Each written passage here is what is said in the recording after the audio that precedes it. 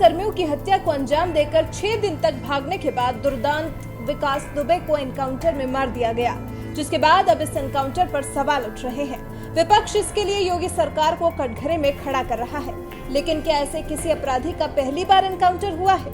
इतिहास में ऐसे कई हिस्ट्री शीटर्स रहे हैं जिन्हें एनकाउंटर में मार गिराया गया। इनमें से एक हिस्ट्री शीटर ने तो प्रदेश के सीएम तक की सुपारी ले ली थी। जी हाँ, श्री प्रकाश शुक्ला, शार्प शूटर और सुपारी किलर का नाम तो आपने सुना ही होगा। बताया जाता है कि उसने यूपी के पूर्व सीएम कल्याण सिंह को मारने की सुपारी दी थी। 5 करोड़ रुपए में सीएम की हत्या का सौदा हुआ था। साल 1997 में लखनऊ के बाहुबली नेता वीरेंद्र शाही को श्री प्रकाश शुक्ला ने मार दिया था। 13 जून 1998 को बिहार के मंत्री ब्रिज बिहारी प्रसाद को उनके सुरक्षा कर्मियों के आगे ही गोलियों से भून डाला था, जिसके बाद साल 1998 में एसटीएफ ने श्री प्रकाश शुक्ला को मुठभेड़ में मार गिराया था। ऐसा ही एक अपराधी था ददुआ, जिसने एक साथ 9 लोगों को गोलियों से उड़ा दिया था।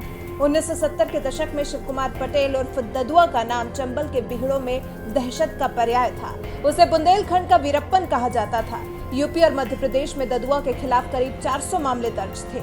यूपी पुलिस ने उस पर 10 लाख रुपए का इनाम रखा था। माना जाता है कि ददुआ ने पिता की हत्या का बदला लेने के लिए हथियार उठाया था। 1982 में डाकुओं का एक गैंग बनाया।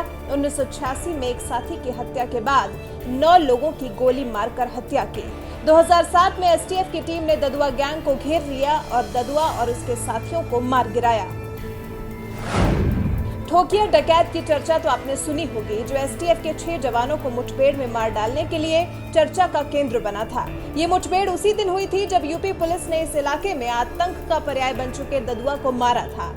ठोकिया ने ददुआ की मौत का बदला लिया था, ऐसी मान्यता है। राज्य सरकार की किरकिरी हुई तो ठोकिया पर 5 लाख का इनाम रखा गया और एसटीएफ ने 5 अगस्त 2008 को उसका एनकाउंटर कर दिया।